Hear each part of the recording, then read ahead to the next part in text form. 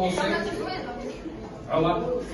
Donc, on va commencer cette séance par un schéma qui résume le premier chapitre de la reproduction sexuelle chez les animaux.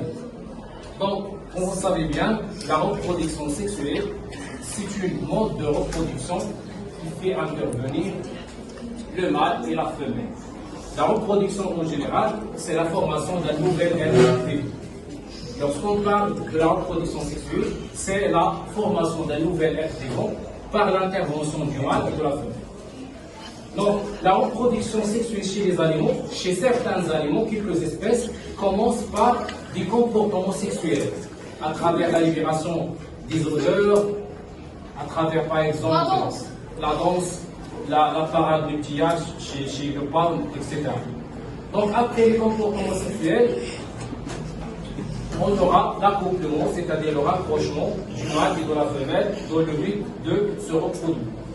C'est-à-dire que le comportement sexuel, il va aboutir à la reproduction sexuelle, il va aboutir à l'accouplement.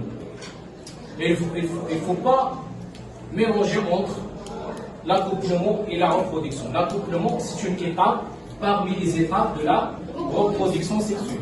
Donc, à travers les expériences de Spallanzani, dans le cas où l'embryon va se développer dans l'œuf, on parle d'un animal ovipare. Donc, en ce qui concerne les ovipares, ils vont se développer à l'intérieur d'un œuf. Après un certain temps, on aura l'éclosion. Donc, après l'éclosion, soit cet animal ovipare, il va se développer d'une manière stable, c'est-à-dire par la croissance et l'augmentation de la taille et du poids.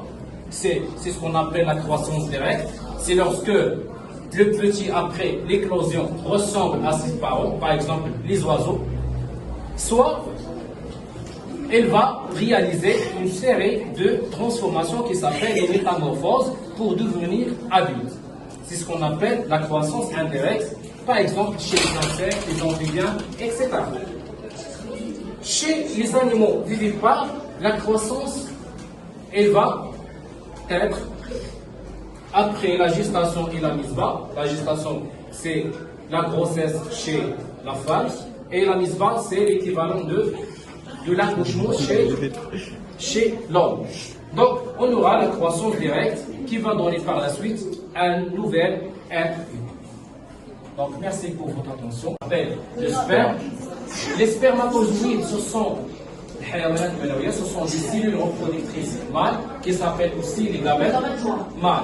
Donc, voici le symbole des gamètes mâles. En revanche, les femelles, elles vont libérer des ovules ou bien des gamètes femelles. Ce sont des cellules reproductrices femelles. Donc, les spermatozoïdes et les ovules, ils vont se rencontrer via le phénomène de la chimiotactisme qui va permettre de la rencontre des deux gamètes et qui va faciliter l'attraction des spermatozoïdes vers les ovules. Après le chimiotactisme, on aura la fécondation, c'est-à-dire la rencontre des deux gamètes, le gamète mâle et le gamète femelle, et la fusion de leur noyau pour donner la cellule. Notons qu'il y a deux types de fécondation, la fécondation externe. La fécondation externe, c'est la rencontre des deux gamètes à l'extérieur des voies génitales de la femelle.